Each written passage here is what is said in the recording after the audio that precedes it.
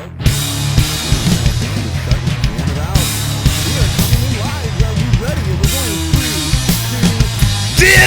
in Hell Band! Oh, just listen to them roll, man. I just did backup vocals first time. Oh, they're killing it out there. Love them. Look at this crowd. I can't believe how packed they are in there today. Dedicated fans, punctual, obedient. We appreciate that. Love the fans. So grateful to have people listen to this nonsense. We love you. And we appreciate all of our people that listen on SoundCloud, that play the YouTube links, that go to our Twitter. We love the people in freaking Mountain View, California. Yeah, the Dinner in Hell Army is international out there. Hell yeah. Yeah, and there's a ton of cities out there that have given us what we would call a special amount of love and attention, and we would like to pay homage to those places. First of all, which one are we going with? I don't know. I already said Mountain View, California, and you just kept on talking, Brad. Didn't you hear me? No, I didn't. I said like Mountain View, California, and you just started. I must have had lines written in my head already. Yeah, Mountain View, California, one of my favorite cities in California. If you're ever in there, man, you got to check out Shoreline Park. It's the largest park in the city, and even though it's built on top of a landfill, fucking gorgeous. One of the top shoreline parks in the nation. Yeah, downtown by Castro Street, there are several brew pubs that are excellent. Thank you, Mountain View, California. What else? We have a local area, Lincoln Park. A little bit closer to home, Lincoln Park, Michigan. Home of the representing. Home of the rail splitters. Yeah, proud. And that's all we have to say about that. Thank you for listening. Also, they are also the home of the MC5. Kick out the jams, motherfucker. That's right. You can take drum lessons from Dennis Machine Gun Thompson. Just answer his Metro Times ad, and he charges by the hour. We want to say what up to another city, and that is Wheeling, West Virginia. West Virginia. What's happening? I just want to say this great city is home of the Hall of Fame baseball player Jesse Burkett. Yeah, I believe he was number 23 for the St. Louis Skidoos in 1897. Are you serious? Huh? Are you guessing? Yeah, I'm just making up shit about some kind of old-timey baseball player. Skidoos. The 23 Skidoos. Actually, he just retired 2 years ago. Nice try. Well, Leon, congratulations, Wheeling, West Virginia, on producing a great ball player either way. So, what I was going to say is that we haven't stated what the show is. We just said we went from the audience to this, so now's our time. Welcome back for another exciting edition of the Dinner in Hell podcast, where two amateur historians talk about history's atrocious underbelly. I am one of those amateur historians, Brad the Impaler, and with me, as always, Henri Aiden May. Jesus. I was trying to lip sync Brad's intro, but he threw me off with that one. I had it down. Hello, Brad. Hey, Ron, what's happening? What are we going to be getting into tonight? I understand it's a big one. We've been tiptoeing around the Nazi topic for once in a while. It might pop up in the episodes as a reference. Mm-hmm. Today, we're going to dive into Volume 1 of our Nazi saga. Yep, we are going to be tackling the Nazi Party and their atrocious activities throughout Europe and other parts of the world. How it formed, who formed it. Yep, and it's a big story. So this is going to be in lots and lots of little chunks that we're going to sort of ping pong back and away from. We don't want to hit you with the full Nazi brunt all in a row. And we don't want to undercut some of these intense topics that they've generated. Yeah, we don't want to fully desensitize you. We don't want to just give you 3 seconds of the experiments. Yeah. That's not our style. We're going to give the experiments their own thing. Yeah, there's a lot of stuff that deserves kind of its own Dinner in Hell episode as far as their bullshit got up to. You know, there's a lot of topics that we cover that are people would consider obscure, like the dancing plague. You know, people don't really know a lot about the things we talk about. Yeah, we got real weird with the pirates episode. So we want to just make sure that everyone, what we're about to talk about is a group of people in Europe that did some really bad stuff. They're called the Nazis. It's called the Nazi Party. So if you're tuning in and you want to get up to speed, some of these obscure topics. Yeah, this one most people will have something of a working knowledge with, but we thought that for this first foray into Nazi territory, we ought to discuss the background. In my opinion, the purpose for understanding history is to understand the way the world works. And you can do that by paying attention to what happened in the past when circumstances were any given way.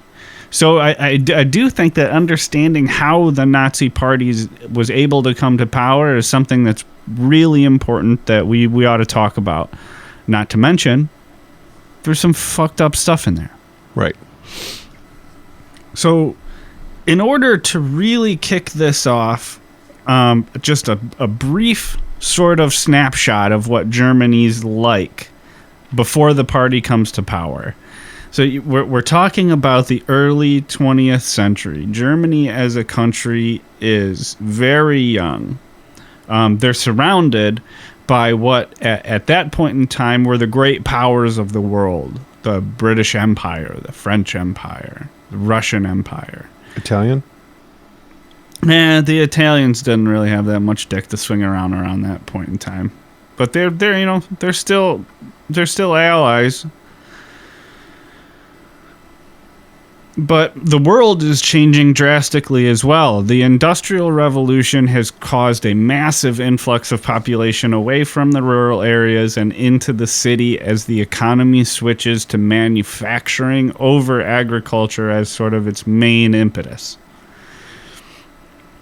And this is shocking to the culture as well, because for a long time before this, you'd have relatively unchanged sort of social structure and life in a rural setting. This blows that all out of the water. So everything's changing. It's a time of turmoil. Germany is young, but they're proud, and they're dreaming of their greatness. At this point in time, too, fertilizer hadn't been developed yet. And overpopulation was getting to be a serious concern, especially for places in Europe that were, densely populated, didn't have a ton of farmland. Right. It was going to be impossible to feed any of their people soon. So stressful, tumultuous time, tough economic times lead to people to sometimes make very dangerous decisions. Desperate decisions. And aside from those circumstances, the history of the Nazi Party is basically the history of one man, the history of Adolf Hitler. I don't know, just kidding. Yeah, Adolf Hitler? For our Rise of the Nazi Party discussion, we're basically going to be following along with the life of the Fuhrer himself, Adolf Hitler. Born April 20th, 1889. Small town, Austria-Hungary, one of only 3 surviving siblings. I think his parents had 4 kids that died in childbirth or infancy. I saw the house he was born in. There's, if you can look it up on the internet. It's just a regular house on the street. But then you look at other pictures of it and it's got like Nazi flags on it. Like nowadays it's just like yellow and nice. But all these black and white pics, it's like swastikas. Yeah, that's the other thing. This is probably a little bit more modern than we generally roll here. So there's photographs of everything. There's photographs of everything, and for all the stuff that we'll get into in this series has been meticulously documented. It's not like trying to suss out what happened on some Neo-Assyrian battlefield. Like, there's video of a lot of this, which makes it different. And I'll pull a lot of interesting stuff to put in the show notes, but honestly, just there's such a wealth of images and video for all of the stuff that we're going to talk about today that anything is very easy to investigate further. And speaking of him being born, if you had access to a time machine, would you go back in time and kill Adolf Hitler as an infant? Would I go back in time and kill a baby? No, I wouldn't. I would. I would raise it to be good. I would raise it to be top of the line artist. He could be one of the finest artists and be accepted to any of his choice art schools. Foreshadow complete. Yeah. See, I'd probably just kill him. I know you would. Because I know you. And I know how you got the name Impaler. It's awful. Yeah. It has been a while since I got that clown. Yeah, that was great. Blood everywhere. Crowd goes crazy. Then the crowd like sits there the rest of the day with the smell. Like the rest of the show. It was pretty nice of them. Good sports. Yeah, I don't know how people can make the defense like, oh, how dare would you kill a baby, this baby Hitler? Like, fucking it's Hitler. And babies are easier to kill than adults. So, of course you go back and kill him when he's a baby before he could get on his bullshit. Let's talk about killing baby Hitler after we discuss how he grew up, because he had some issues. He had some events. He had some losses in his life from close loved ones. Yeah, it's not like he had an easy, yeah, we do have upbringing. We do have, some information about Adolf Hitler's childhood.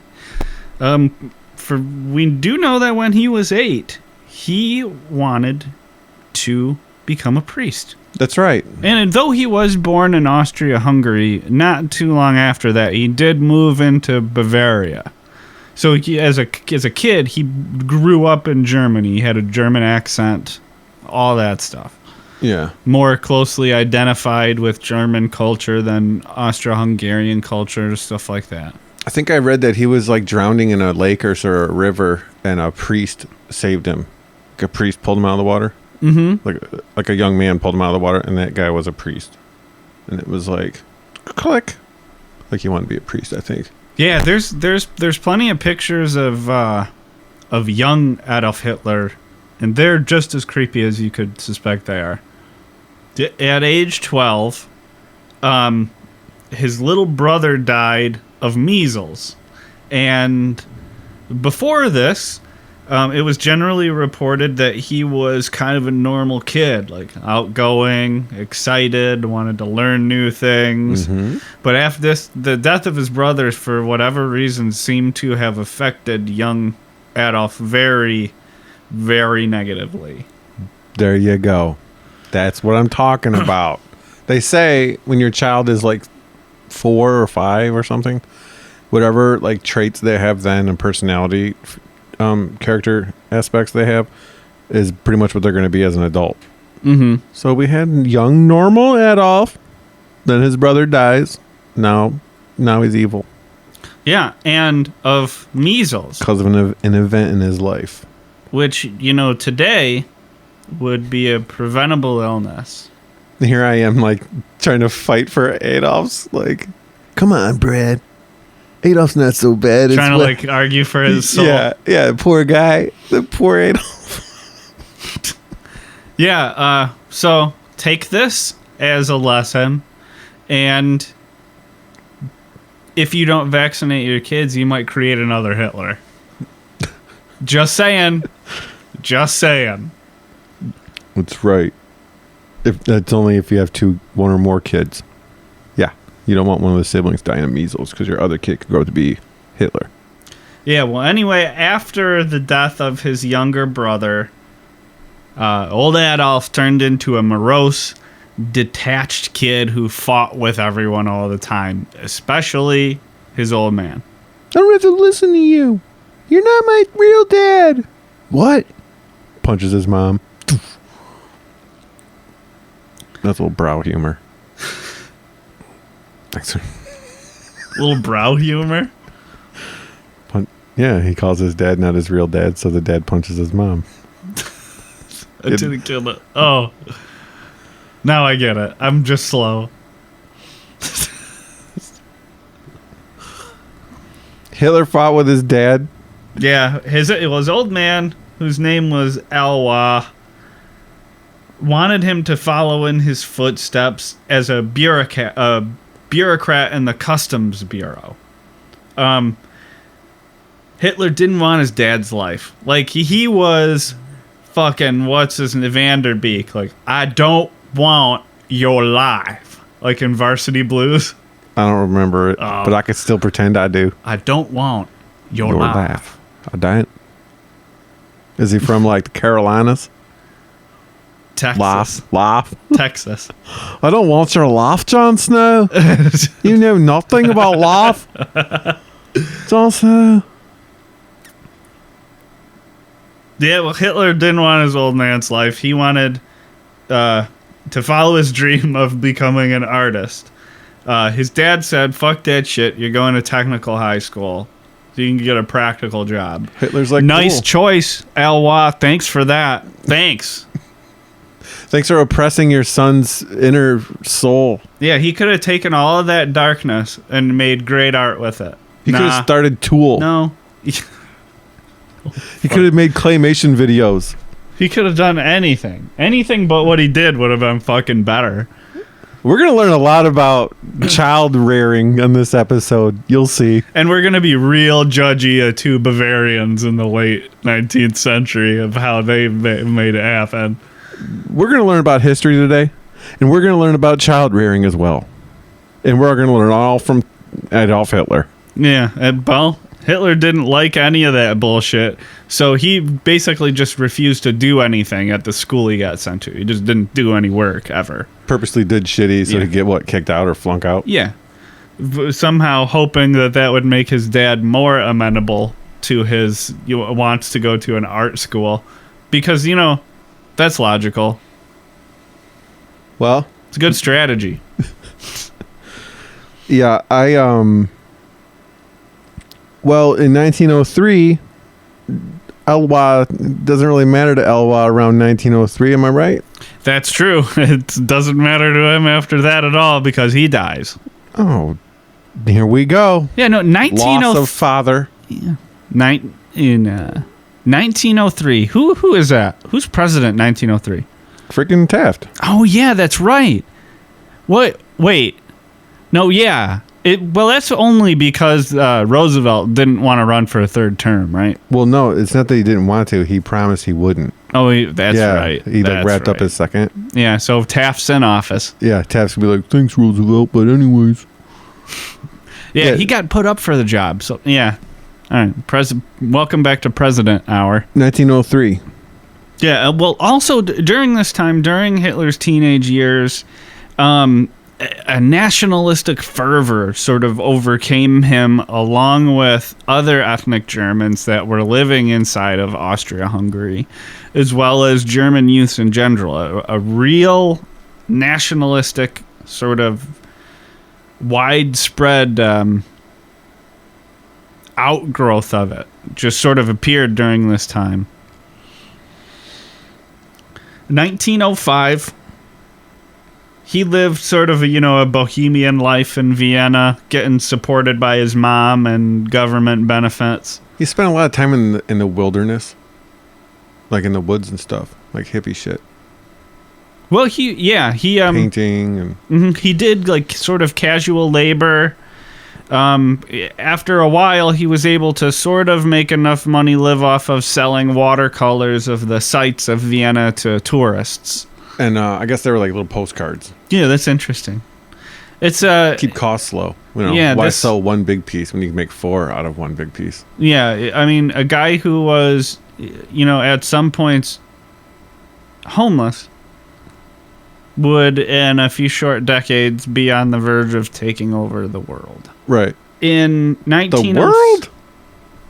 Dude, if he would have closed up... Well, I'm sure we'll get into our World War II analysis down the line, because I'm sure the Nazi series will be enveloped by an even larger sort of World War II series.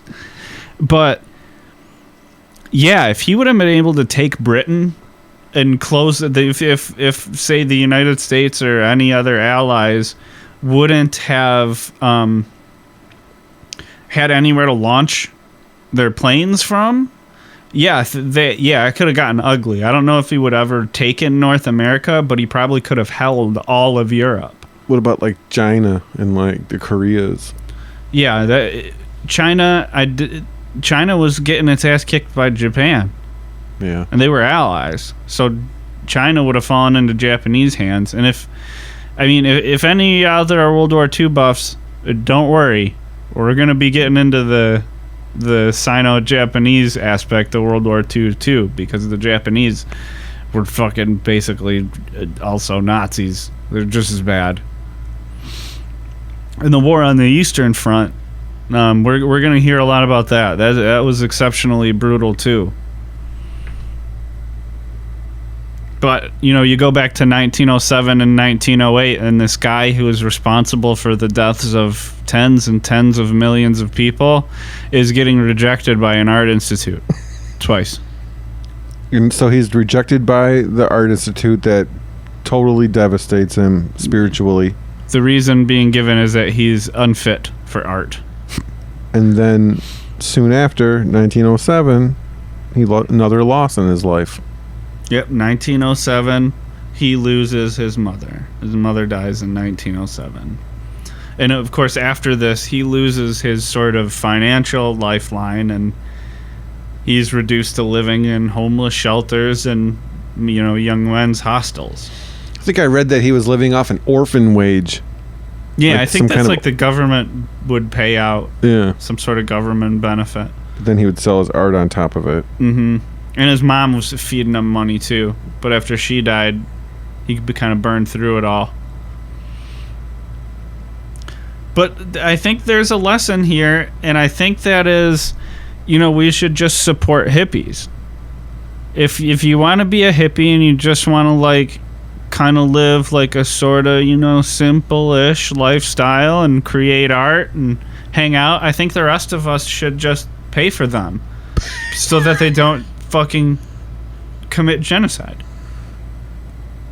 I'm just not saying pay for them. I'm just saying don't kick them while they're down. Just let them do their thing and not judge them. I think we should just make it easy to do, because I don't have money to pay for anyone else. Yeah, but other people do, and I'm comfortable taking that from them and spending it how I see fit. I'll be the hippie. Yeah. Yeah, I would love to do that too, because frankly, nobody wants me in charge of anything. I'll just say that. So during Hitler's time in Vienna, we're talking, 1907, 1908. He's, 19, 20-ish. This was a hotbed of religious prejudice and racial paranoia. Yeah. In Vienna. I think people, for whatever reason, sometimes get the impression when they're thinking about the Nazis and their effect on the population is that they created the anti-Semitism out of nowhere. But that's definitely not true. They were inspired by it? Yeah, it was parallel. The Jews were a convenient scapegoat for the Nazis because everybody kind of already hated Jewish people. Mm-hmm. They were just tolerant of them being around. They didn't create the anti-Semitism. The Nazis embraced it. They embraced it. They made it okay to jack it up a notch and not be tolerant of them anymore. So there's two levels to it, right? It's you can look at the United States right now. There's a lot of people who don't name any marginalized group of people. There's lots of people who don't like black people. There's lots of people who don't like gay people. There's lots of people who don't like trans people. But at least for now, those people have to be tolerant of those people in their communities. They can't do anything about it. Right. So all the Nazis did is they removed that barrier. They took away the requirement of tolerance. Yeah. And encouraged the violence that people already had in their hearts. Yeah, you see assholes like that at on the news at protests and stuff. Yeah. there was a populist mayor in Vienna, the city that he was living in, that was already scapegoating the Jews in Vienna for the city's various failings, economic and cultural. Yeah, I mean, it was already happening. It's not new hat when Hitler starts making public speeches. It's already a thing. He's like getting on board with it, pushing it. Yep, and he's at a younger age already seeing how well it's working. Shortly after this, when Adolf Hitler's public life really takes off, and when he really sort of, comes into his own, is during World War I. He finds a way to put all of this crazy, fervent German national pride to work, and that's in the war. Which, I mean, when you think about World War I too, and in a lot of ways, it's a real turning point between eras. I mean, nothing before World War I could ever be considered a modern war.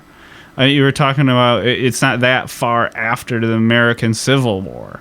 Yeah. I mean, at the beginning of World War I, every major army in it fielded a cavalry, men on horses. Think about how crazy that is. Imagine that in World War II, like large-scale cavalry implementations. Crazy to even think of. Mm-hmm.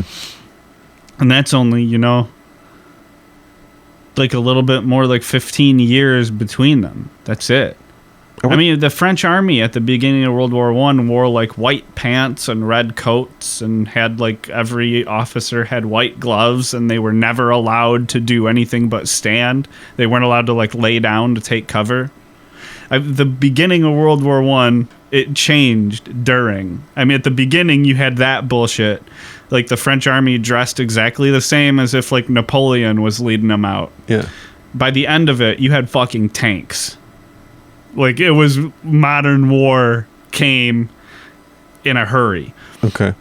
So it changed a lot of things, but he excelled. He was a runner on the Western Front. He took dispatches and delivered orders, running out through the trenches and shit. He spent about half his time at the headquarters, drawing funny cartoons for the newspaper, the army newspaper. Mm-hmm. But he did see action. He was at the first Battle of Ypres. He was at the Battle of the Somme, in which he was wounded. He got the Iron Cross for that, which is the highest order of that German's military, the highest award. I think he was shot in the abdomen, and then during this surgery, he had the testicle removed, and then the doctor that did the procedure said that he was a screamer. I imagine everyone would be in that scenario. Now I'm defending him.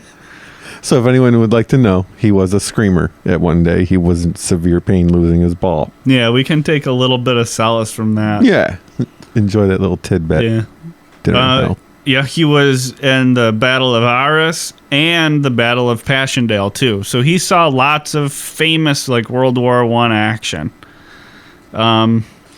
And that wasn't the only time he was wounded, either. He was in the hospital after being blinded by a mustard gas attack when he learned that Germany had surrendered to the Entente. So here he is, Adolf Hitler, this weird little super soldier, running around through World War I. And it should be noted that during this point in time, too, during his service in World War I, is when he sort of began spreading his racial theories around. Plus, he's got the ability of a cartoonist. That's not a good combination. Yeah. A racist cartoonist. Yeah. Spreading propaganda. Jesus. I'm sure there's a few of those out there operating today on Twitter. Yeah. I'm going to Google Hitler cartoons after this.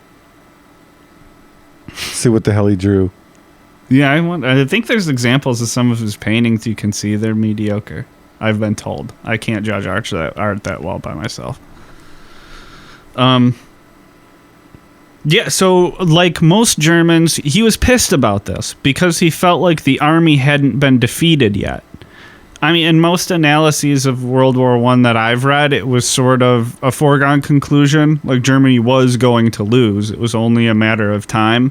But in retrospect, afterwards, the German army got salty. They were like, fuck this bullshit. Like, we never lost, but we've got this horrible treaty that they signed that ended the war. Like most Germans, he was angry. He felt betrayed by the civil leaders. He felt betrayed by the communists and Marxists who were sort of battling to end the war, because the death tolls in World War I are extreme. They're out of control. I mean, we talked about those battles.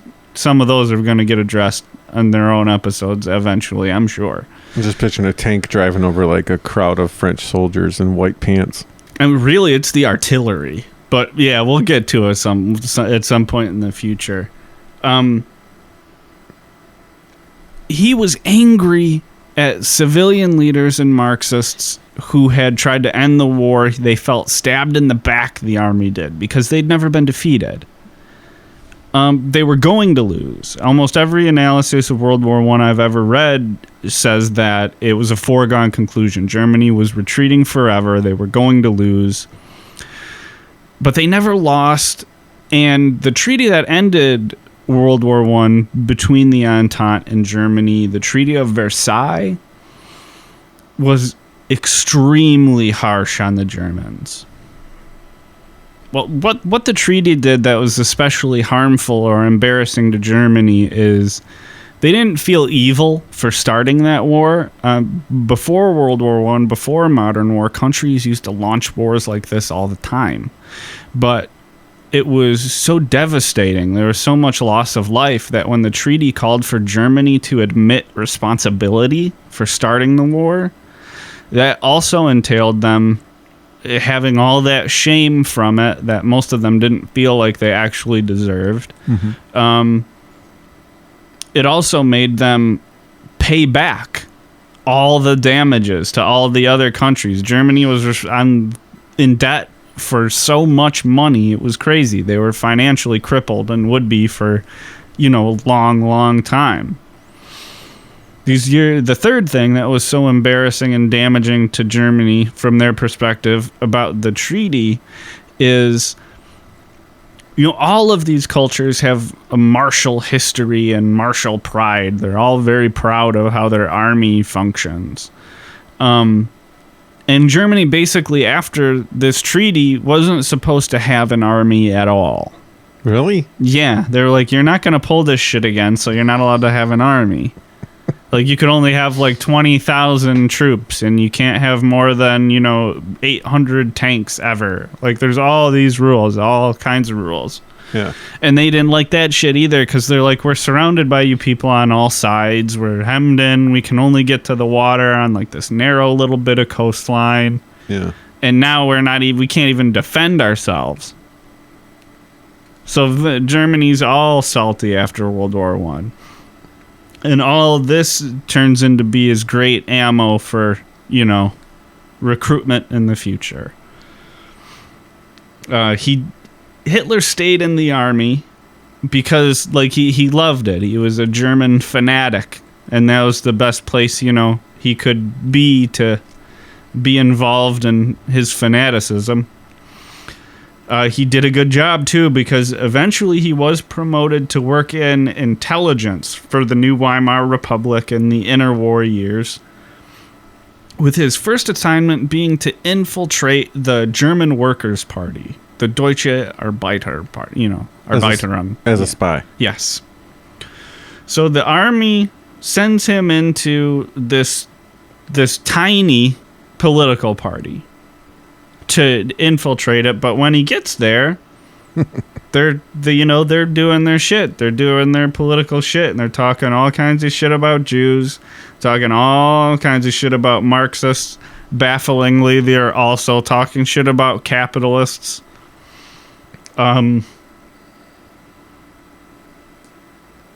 He doesn't stick. He ends up leaving the army, right? Yeah, he loves their nationalist ideas, and he goes in as a spy, but basically they win him over. And he joins and leaves the army in 1920 and works full-time for the German Workers' Party. And I mean, like I said, small party. His party member number was 55. As most recent joinee. Yeah.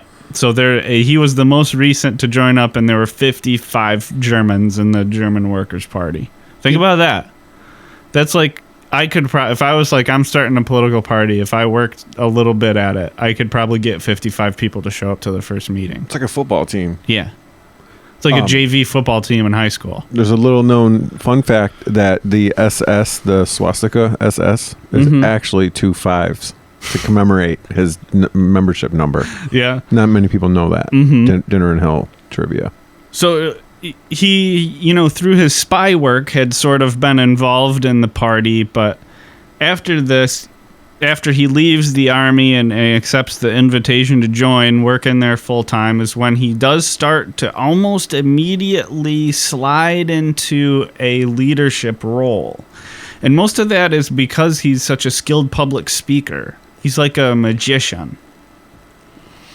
Yeah, he's got a top hat. He has a cane. His deck of cards in his pocket all the time. He's amazing.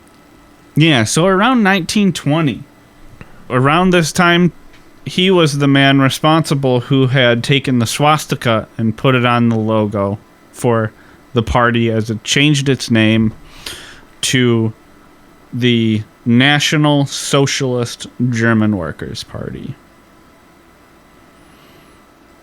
I did not see that coming. Yep, the NSDAP. And he also didn't invent the swastika. The swastika is a symbol that's been around for a really, really long time. Primarily, it was a Hindu symbol. You'll see it in Buddhist iconography. It looks an awful lot like the sun wheel that other indigenous cultures have used. If you go to the museum in Chicago and you're on the stairwell, you'll see swastikas all down all on the tiles, like all everywhere.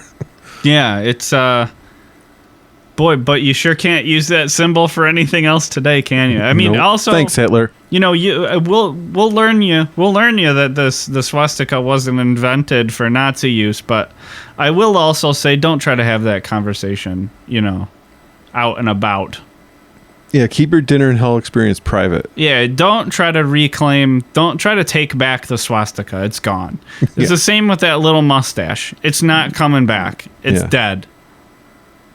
Hitler killed it. You no more little, bottle brush mustaches, and no swastikas for anybody but Nazis. That's just the rules. It's too tainted.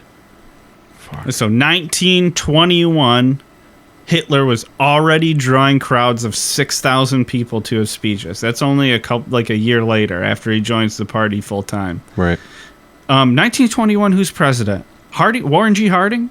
It was Harding. Harding, that's right. Until he was the one that died in office. Oh. One of the ones. Yeah, he did. And then it was in 23 he died. So then his vice president, was it Coolidge? Vice president. Cleveland? No. Coolidge, I knew it. Yep. Yeah, he'll take us up to 29. Yeah, he was reelected. Nice job, Coolidge. So there was a coup in June that same year. He was not technically the leader of the Nazi Party, even though he was sort of the public face and definitely driving them ideologically. And in that same year, he sort of maneuvered behind the scenes to get the old chancellor removed and have himself appointed chancellor and given dictatorial control of the party. So 1921 is when Hitler becomes the undisputed leader of the now National Socialist German Workers' Party. Congratulations, Hitler. Yep. He manipulated everyone with his celebrity as spoke. Basically, like, he pulled if we don't do this shit, I'm taking my ball and going home, so none of you can play anymore. That was his move. But he was able to get to that point because he was so charismatic.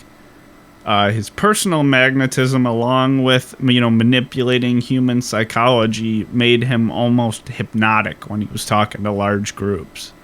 There are reports that are saying in more intimate settings he's not as impressive, but other people contradict that too.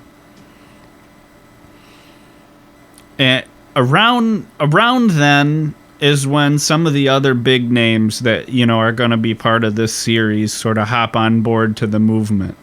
This is when, Rudolf Hess jumps on, Hermann Goering, Ernst Röhm, the man who, formed the Sturmabteilung, the stormtroopers. Germany couldn't have an army.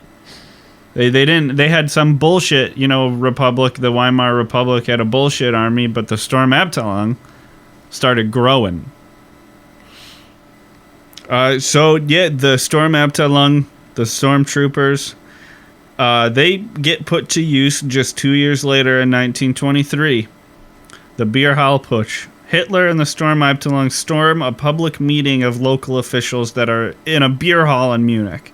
I mean, it's a big-ass beer hall, though, because it's a public meeting of, thousands of people. So they storm in there armed, and they get all the movers and shakers of, the local Munich government in the back, and they get them all to declare World War I General Erich Ludendorff the dictator, and then challenge for the rest of the country. So they sort of, hey, Munich mayor, say that you support this guy as the new leader of Germany. And he's like, well, you have a gun to my head, so sure, I do. I want to see my family again. Yeah. So they do manage to seize a few local police stations and the local government hall. And then they march to take over the regional government. They go to the Bavarian War Ministry to try and seize the whole thing. They fought with the cops. 16 Nazis dead. 4 cops dead. Bloodshed. A light skirmish. Hitler runs. He gets out of Dodge, but he's later arrested. The crime he's arrested for, high treason. Yeah. We've talked about that crime a lot on our show. Yeah, usually people get thrown in a brazen bull or they get... treason is reserved for the most nightmare of execution methods that we talk about. So right here is probably, long-time listener, you're expecting this story to come to a brutal end. You think Hitler's going to be floating in a canoe in a hot sun with honey all over his face? Yeah, and flies. thrown into episode 1. Like a pit of daggers and then eaten by a million tiny fish. Whatever horrible thing you invent in your head is, that's the treason punishment that you're going to get. Well, what's Hitler get, Ron? He gets immured. He gets walled in the middle of a Mongolian desert for the end of time. I'm afraid not. He committed treason. Yeah, that's what you would think, but Adolf Hitler, guilty of high treason, is sentenced to 5 years in prison. He gets to live? Hitler lives? Not only does he get to live, not only is he only sentenced to 5 years in prison, but he's out after just 1. High treason, Adolf Hitler. 1 year. 1 year in jail. At artist prison. Yeah. That's it. Yeah. Unbelievable. But prison, also a very... he really likes structure, this Hitler asshole. He's like a shiftless layabout, barely scraping by as an artist in Vienna, but as soon as he gets in the army, all of a sudden he's like fucking Captain Deutschland. Fucking zipping around trenches like a little rat he is, running around winning medals and shit, getting all these people to come to his speeches. Wearing a Captain America suit, but with a Nazi. Yeah, so he fucks up and leads the dumbest, most ill-fated coup attempt I've ever read, and somehow has the insane luck to only go to jail for a prison, to only go to prison for a year. But on top of that, prison is where he, gets his more work done. He excels in these highly structured, he wanted shitty environments. He really, at heart, he wanted that lifestyle with no responsibilities. That he's this bohemian at heart. Yeah, because in prison is where he writes his book Mein Kampf, which is German for My Struggle. Which I heard is just hilarious. It's a laugh riot, a real page turner. Yeah. No, it's not. It's basically a sales pitch for the whole Nazi ideology and worldview, the whole national thing. And the ideology is really the most fucked up thing of this first episode. Basically, he lays out a race hierarchy. So the Aryan race, this like mythical Indo-European race of white people that came out of Tibet in prehistory, is obviously the best. You go down a little bit more, and they'll rank them like, oh, the English people are second best, or like the Scandinavian people are second best, and the English people are third best. The Gallic people are fourth best, and of course, down at the bottom you have Jews, Slavs, Romani, black people. They've infiltrated and contaminated the wonderful Aryan race, and they're holding everybody back. That's the problem. Yeah. Freaking Slavs. On top of that, he says that also, Germany really needs these areas that are full of ethnic Germans to come back to Germany, like Austria and this part of Czechoslovakia. If you're full-blood blonde hair, blue eyes, you should come back. Come back to Germany. Like, this is supposed to be part of Germany. It's not supposed to be part of that country. Yeah, there's a lot of that. And he also talks of this concept about Lebensraum, or living space, where he says, it's not our fault, we just have to take a bunch of Russia's territory because we need the land, because our great race has to show all the other races how to live. Yeah, so it's unfortunate, but we got to take a bunch of land from the Slavs. It's something we got to do. Kind of reminds me of Manifest Destiny in the United States. Another thing that he did is he sort of took, Marxist lingo, which was very popular at the time, and, contorted it to characterize Germany as a proletarian nation that was, oppressed by the other, rich or bourgeois nations, which that's not how that works. There's no such thing as like a bourgeois and a proletarian nation. That's like internal. There's bourgeois and there's proletarian people in each nation. Okay. So like he took this popular sort of commie lingo and flipped it on its head to make it mean not that. And of course, communism was an international Jewish conspiracy. So it had to be, crushed out because of how Jewy it was. Right. They did not think women had a role to play in public society. The Nazi motto for women was children, kitchen, church. Why church? I'm just kidding. Honestly, I don't know. Maybe just because the church is a good tool for keeping them in the kitchen and working with the kids. Children, kitchen, couch. Yeah, that would be like...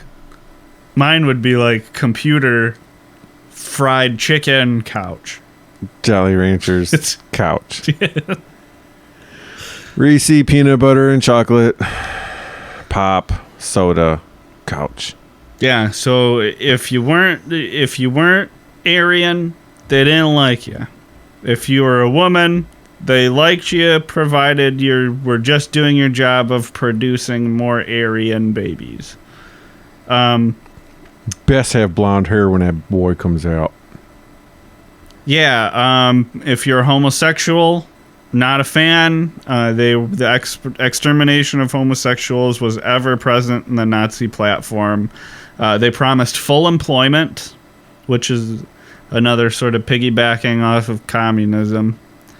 They wanted to eliminate labor unions, which is not that one they didn't take from communism. That's staunch anti-communism right there at work. Mm-hmm. They wanted to eliminate the influences of their, and quote, I'll quote this, quote unquote, internal Jewry and Marxism on their markets. Jewry? Yeah, that's what they call Jewish people. They'd be like, the German Jewry is rigging their economy against us. What's fucked up is, like, people still spit out that stupid bullshit now. Like the Jews are running the economy somehow secretly. It's like, no, they're not. Move along. And a big scapegoat for their economic problems was the war reparations that they had to pay due to the treaty. Of World War One. Yep. Now, after Hitler got out of prison, the Nazi Party, as you may suspect, as a political party that had an attempted uprising, was banned. But all he had to do was agree to say, like, I'm gonna say that all I'm gonna do is work within the democratic process now. And the powers that be were like, okay, Nazis are fine again. You did 1 year for trying to have a physical uprising where people died, but go back to work, have fun. See, election time. Yeah, and at this point, things had kind of calmed down a little. In 1928, the situation in Germany wasn't so bad. And 28, so we're still talking Coolidge here. But the situation wasn't so bad. The Nazis were only able to get 2.6% of the national vote in that year. Things changed, however, in 1929 when the stock market crashed in New York. That had a massive impact on the German economy.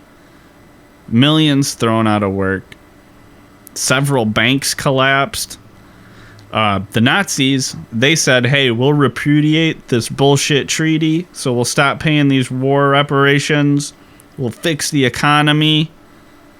We'll eliminate the EPA. Yeah, yep. Fake news. People loved it.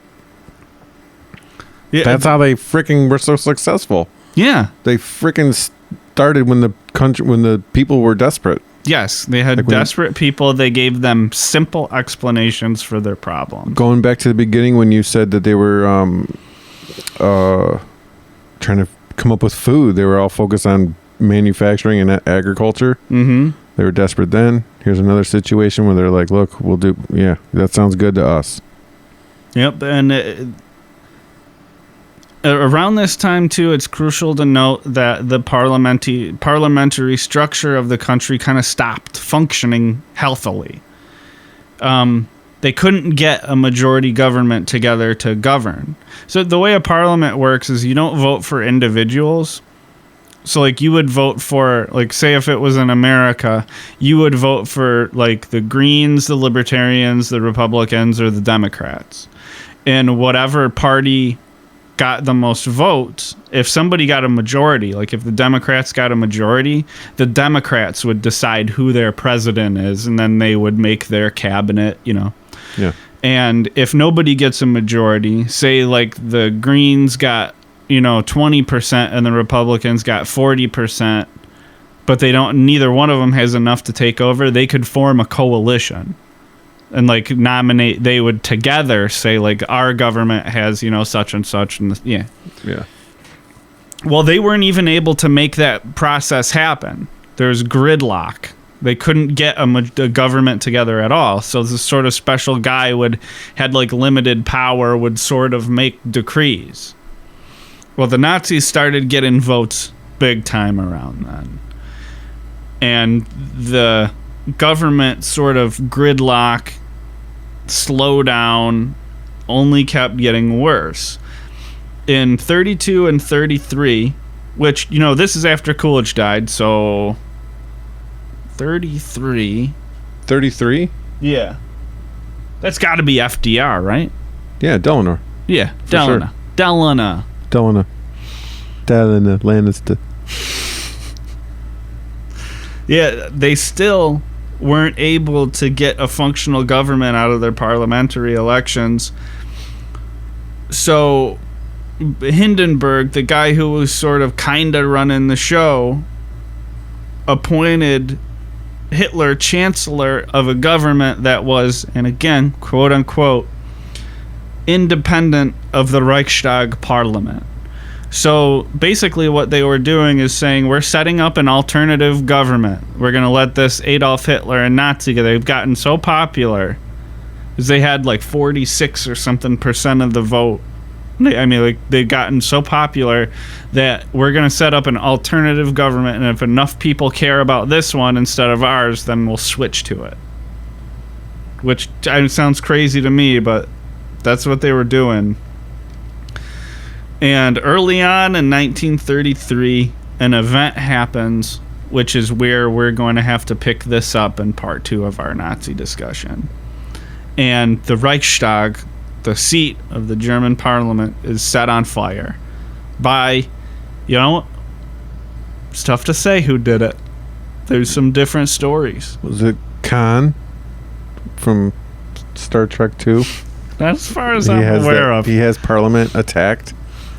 It's strategic, so because they know the precautions. Yeah, but that may have been what inspired it. But I think that's going to top us off for our sort of primer, our introduction and chronicling of the rise of the Nazi Party. You saying Hitler was behind the fire? There's stories that either he may have been, or it was communist German partisans. I heard it was Nero playing a lyre in Berlin. Hitler playing Hitler's Nero tribute band was playing while it was on fire. Yeah, Hitler's Nero tribute band. But speaking of commonalities between Hitler and Nero, I think Hitler is somebody that would definitely go up on that horrible history Mount Rushmore. Yeah, I was thinking the same thing. Of all the people we've mentioned, there's the cream of the crop. There's got to be like the top 4 of the worst. Yeah. Asher Nasser Paul, who's the second. The second, yeah. The Neo-Assyrian king who would write these boasting statements on monuments like, I had the flesh of the men of the city removed for my joy. Yeah. Yeah. I had him burned alive just for the smell. And then we'd throw Nero up there. My favorite little Nero shitty tidbit is how he used to, dress in animal skins and chew on people's genitals. Mine is like his mom when the roof of the boat collapsed and didn't kill her, and like I just think that's funny. His attempt failed, and then she lived and was like, "Tell him I'm alive." Yeah, and then he was just like, "Just go stab her." Like, I'm done playing games. Just get it done. Yeah, but we think, and I'm sure you probably do too, that Hitler deserves a slot in this Rushmore lineup of horrible historical entities. And we were wondering, who would be the fourth? Who would be the fourth? There's definitely some people that we've talked to that you could pull from, like Polaris, putting people in that bronze bowl. Oh, he ate suckling babies.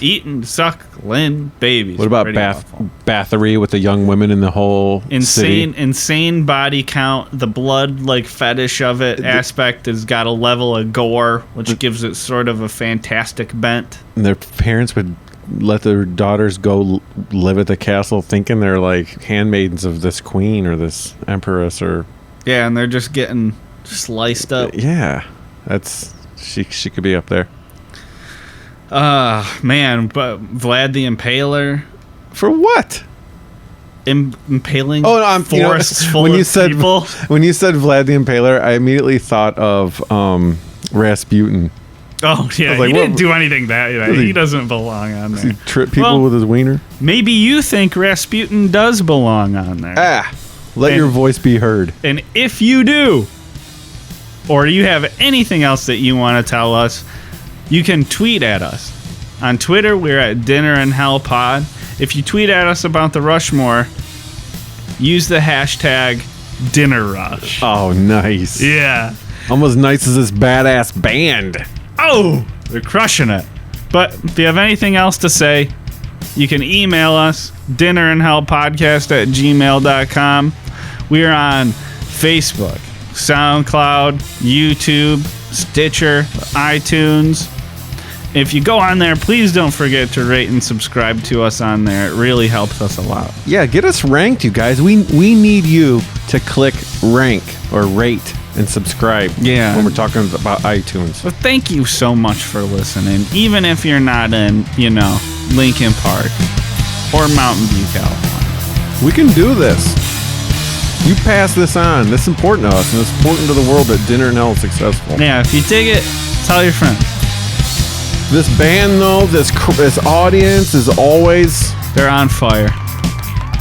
Makes me feel good to see them here. Mm-hmm. Makes me feel good to have another solid episode with you, Brad. Makes me feel good, too. Thanks, friend. Everybody out there, have a good night.